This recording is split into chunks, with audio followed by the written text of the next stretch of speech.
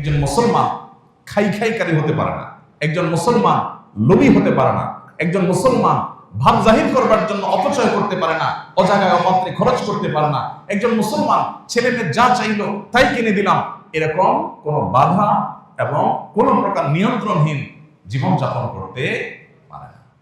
আমাদের ব্যক্তিগত জীবনে এই ব্যয়ের নীতিমালা মেনটেন করা খুব বেশি গুরুত্বপূর্ণ। আমি এর আগে আমার নিজের বিষয় বিভিন্ন সময় আপনাদের সাথে শেয়ার করেছি। যখন খুব অল্প উপার্জন ছিল তখন ওই অল্প উপার্জনে আলহামদুলিল্লাহ চলেছে। আমার মনে হয় না আমার পরিবারের সদস্যরা, আমরা মাঝে মধ্যে এখনো আলোচনা করি যে এমন সময় ছিল যখন একটা ডিম আমরা 4 টুকরা করে খেতে হয়েছে, 2 বাচ্চা 2 টুকরা, আমরা স্বামী স্ত্রী 2 টুকরা। আলহামদুলিল্লাহ আজকে টাকা নাই, একটা ডিম কিনেছি। ধার দেনা করে আমার 4টা ডিম খেতে হবে, এই টেন্ডেন্সি কখনো আলহামদুলিল্লাহ ছিল না এবং কখনো করিও নেই। আমি মনে করে সেই সময়ের কথা আমি মনে করে কয়েক বছর কাটিয়েছি। কোনো দোকানদার বলতে পারবে না যে একটু ভোগের জন্য কোনোদিন দোকান থেকে কখনো 10 টাকা বাকি দিয়েছে, নাই, খামো আলহামদুলিল্লাহ। এবং এটার জন্য কোনো দুঃখও নেই, না যে এটার জন্য কোনো দুঃখও নেই, বরং ওই যে 6 তলার পর রড বের করে রেখেছে, এদের দেখে আমার মায়া হয়, করুণা হয়, আহারে বেচারা অভাব, আল্লাহ আমার মধ্যে অভাব রাখেননি। আল্লাহ এই জন্য ভাই অপচয় অপব্যয় বন্ধ করবো তো আমরা ইনশাআল্লাহ। বিবাহ কেন্দ্রিক অপচয় এটা তো ঘরে ঘরে জনে জনে, এটা না করলে তো কোনো ভাবসাবই থাকে না, এলাকার মান সম্মানই থাকে না। বেশাব মানুষ খাওয়াইতে হবে 200-300, বিশাল ডাকডোল পিটাইতে হবে। চিটাঙের দিকে বিয়ে উপলক্ষে রিক্সা চালক বেচারা গরিব মানুষ, দিনমজুর, তারপরও তার আধা কিলোমিটার রাস্তায় লাইট লাগাইতে হবে। তার নিজের বাড়িতে বিদ্যুৎ আছে কিনা সন্দেহ, কিন্তু বিয়ে উপলক্ষে ওই আধা কিলোমিটার ভাড়ায় লাইট লাগাইতে হবে। এগুলোর বিরুদ্ধে আমাদের একটা সামাজিক সচেতনতা এবং সামাজিক সংগ্রাম আমাদের মধ্যে গড়ে তুলতে হবে, তা না হলে আমরা কখনো প্রকৃত সুখের দিকে যেতে পারবো না। আমাদের রাষ্ট্রীয় পর্যায়ে যদি আপনি দেখেন যেই পরিমাণ অপচয় হয়, যেই পরিমাণ অপব্যয় হয়, নেতা নেত্রীরা কোনো দিকে যাবেন, 10টা তরুণ হয়। এর আগে আমি বারবার এই কথা এখানে বলেছি, 10টা গেট হয়, 20টা গেট হয়, এক একটা গেট নির্মাণ করতে লাখ টাকা খরচ, আরো বেশিও হয়। এই গেটগুলো কি কোনো মিনিং রাখে না মিনিংলেস? কোনো মিনিং আছে? এই গেটগুলোতে দেশের চুল পরিমাণ কোনো কল্যাণ আছে? অকল্যাণ নিশ্চিত, কিন্তু কল্যাণ। আল্লাহ রাব্বুল আলামিন কিয়ামতের ময়দানে 4টি প্রশ্নের উত্তর দেওয়া ছাড়া, কোন বর্ণনায় 5টি প্রশ্নের কথা বলা হয়েছে, এগুলোর উত্তর দেওয়া ছাড়া একজন মানুষকে পা নাড়াতে দিবেন না। আপনি ইমাম সাহেব হন, খতিব সাহেব হন, আলেম সাহেব হন, যেই হন না কেন, আপনাকে প্রশ্নগুলোর উত্তর দিতে হবে। এই প্রশ্নগুলোর মধ্যে থেকে একটা হলো ওয়ান মালিহি মিন আইনা ইকতাসাবাহু ওয়া ফিমা আনফাক। সম্পদ উপার্জনের ক্ষেত্রে আমরা সবাই জানি উপার্জনের প্রক্রিয়া হালাল হতে হয়। ঘুষের কারবার করে, সুদের কারবার করে, সুদি লোন নিয়ে, চুরি করে, ডাকাতি করে, ছিনতাই করে আরেকজনের হক মেরে টাকা কামাই করা যায় না, এটা আমরা সবাই জানি। কিন্তু যেটা জানি না সেটা হলো আল্লাহ তাআলা শুধু এটা নিয়ে জিজ্ঞাসা করবেন না যে তুমি কিভাবে কামাই করেছো, কিভাবে কামাই করেছো, শুধু এই প্রশ্নই হবে না। এই প্রশ্নের পাশাপাশি আরেকটি প্রশ্ন করা হবে, কিভাবে ব্যয় করেছো। কামাই কিভাবে করেছো, ব্যয়ের প্রক্রিয়া কি ছিল, তুমি ব্যয় করতে গিয়ে সীমা ছাড়িয়ে চলে গেছো কিনা। আমার একটা ছেলে, আমার ছেলে বলছে, ছেলে চাইছে কোনো দিকে, বাস আর কোনো কথা নেই, টাকা কত ডাজ নট ম্যাটার, বাসায় আরো 5টা আছে সেটা কোনো ব্যাপার না, ছেলে চাইছে, আমার একটা ছেলে। ভাইরা আমার, এগুলো অপচয়। আমি একটা কথা প্রায় বলার চেষ্টা করি, নিজের পরিবারের সদস্যদেরকে, ছেলে মেয়েদেরকে ভোগী বানাবেন না, ত্যাগী বানাবেন। ভোগ করার জন্য কোনো যোগ্যতার দরকার হয় না। গরিবের ছেলে, গ্রামের ছেলে, একেবারে অশিক্ষিত মানুষ ভোগ করতে দিলে দেখবেন সেও পারে। ভোগ করার জন্য কোনো যোগ্যতার দরকার হয় না। যোগ্যতা লাগে কিসের জন্য? ত্যাগের জন্য। সন্তানকে যদি যোগ্য বানাতে চান তাহলে তাকে ত্যাগ শিখান।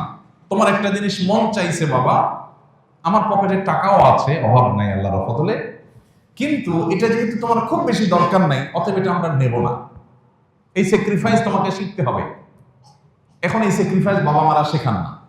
বাবা মাদের এখন হাহুতাশ হলো, আমার ছেলেটার চাহিদা পূরণ করতে পারিনি, সবার ছেলের হাতে 1 হাত লম্বা মোবাইল, আমার ছেলেকে একটা মোবাইল কিনে দিতে পারলাম না। এই আফসোস বাবা মার মধ্যে এই চেতনা নেই যে আমার সন্তানকে নিয়ে বসে চিন্তা করব, আলাপ করব, বাবা এই মোবাইলটা কি খুব বেশি ইম্পর্টেন্ট? এই মোবাইল ছাড়া কি চলা যায় না? এই মোবাইল ছাড়া কি তুমি তোমার জায়গায় পৌঁছতে পারবা না? তুমি যেই টাকাটা তোমার কোনো একটা ডিমান্ড পূরণ করতে গিয়ে খরচ করবা, এই টাকাটা খরচটা কমায়া তুমি একটা গরিবকে দান করতে পারো। তাকে অপশন আমরা দেই না। আমরা চিন্তা করি আমার ছেলে চাইছে, একটা ছেলে একটা মেয়ে, কারণ একটা বেশিতে এখন আর নাই, বেশিরভাগই একটার মধ্যে সীমাবদ্ধ, কারণ আমরা অনেক স্মার্ট। তো ছেলে মেয়েদের চাহিদা পূরণ করতে গিয়ে, পরিবারের সদস্যদের চাহিদা পূরণ করতে গিয়ে, নিজেদের যে দুনিয়াবি ডিমান্ড আছে এটাকে পূরণ করতে গিয়ে আমরা পাগল করা হয়ে যায়। আমাদের কোনো হুঁশ থাকে না, কত খরচ করছে, কত ব্যয় হচ্ছে, আমাদের কাছে কোনো গুরুত্বপূর্ণ বিষয় হয় না। আল্লাহ তাআলা আমাদেরকে হেদায়েত দান করুন। সম্পদ হলেই ভোগ করতে হবে, ভোগবাদী হইতে হবে, অপচয়কারী হইতে হবে, টাকা পয়সা উড়াইতে হবে, এটা ছোট লোকের চিন্তা, এটা কখনো বড় লোকের চিন্তা না। তাহলে বড় লোকের চিন্তা কি? বড় লোকের চিন্তা হলো আল্লাহ আমাকে অর্ডার দিয়েছে, তারপর আমি সাদা মাটা চললাম, আমার অর্ডার দিয়ে মানুষের উপকার করলাম, মানুষের সেবা করলাম। অনেকে আছেন সামান্য একটু শখ পূরণ করতে গিয়ে লাখ টাকা উড়িয়ে দিচ্ছেন, সামান্য শখ, যে শখটা আসলে খুব বেশি গুরুত্বপূর্ণ কিছু না, সেটার জন্য তিনি লাখ টাকা উড়িয়ে দিচ্ছেন। অথচ এই লক্ষ টাকা অনেক অসহায় পরিবার যারা বৃষ্টিতে তাদের ঘরে, কুড়ের ঘরে পানি পড়ে জবজব করে, শীত নিবারণ করতে পারে না, 1 লক্ষ টাকা দিলে তারা মাথা গোজাবার জন্য একটা ছোট টিনের ঘর করতে পারে। একটা পরিবার একটা স্থায়ী সমাধান হতে পারে, বছরকে বছর সেখানে বসবাস করতে পারে পরিবার নিয়ে, বাচ্চাদেরকে নিয়ে। আমি সেটা মাত্র আমার সামান্য একটু শখ পূরণ করার জন্য খরচ করছি।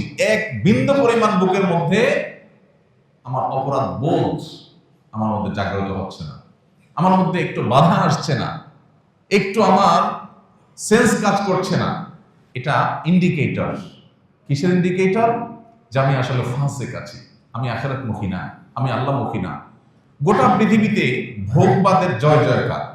ভোগবাদকে এমন ভাবে প্রতিষ্ঠা করা হয়েছে যে লাইফ যত এক্সপেন্সিভ হবে তত উন্নত দেশ। গোটা পৃথিবীতে তাকান, যেই দিকে তাকাবেন, যেই দেশে যাবেন, যেই দেশে লাইফ যত বেশি এক্সপেন্সিভ, যেখানে জীবন ধারণ করতে 1 গাদা টাকা লাগে, সে দেশ তত উন্নত। এটা হলো আমাদের কাছে উন্নত হওয়ার ডেফিনিশন। স্বামীর একার উপার্জনে চলতে পারে না, স্ত্রীকেও কামাই করতে হয়, সেটা উন্নত। এই যে উন্নতির যে ডেফিনেশনটা আমাদের ব্রেইনে সেটেল হয়ে আছে, এস্টাবলিশড হয়ে আছে, আমাদের সমাজে প্রতিষ্ঠিত হয়ে আছে, এই জায়গাটাকে আমাদের একটু ভাবতে হবে, আসলে কি এটা উন্নতি? স্বামী স্ত্রী দুজন মিলে পাবে যাচ্ছেন, দিনভর ছুটাছুটি করছেন, দুজনেই 8 ঘন্টা ডিউটি করে আসছেন, করে 1 গাদা টাকা কামাই করছেন। আর স্বামী বাহিরে উপার্জন করেছেন, স্ত্রী বেস্তরের সাইডটা খুব ভালো করে দেখভাল করেছেন, স্বামীর জন্য যে প্রস্তুত থেকেছেন, বাসাকে প্রস্তুত করে রেখেছেন, ইন্টারনাল ইস্যুগুলো ডিল করেছেন, ছেলে মেয়েদের বিষয়গুলো খুব ভালো করে দেখাশোনা করেছেন। কিন্তু উপার্জন খুব বেশি করতে পারেন নাই, যেহেতু দুজন উপার্জন করছেন না। সুখ কি প্রথম অপশনে বেশি হবে না দ্বিতীয় অপশনে বেশি হবে? কোনো সন্দেহ আছে? আস-সুন্নাহ ফাউন্ডেশন, উম্মার স্বার্থে সুন্নাহর সাথে।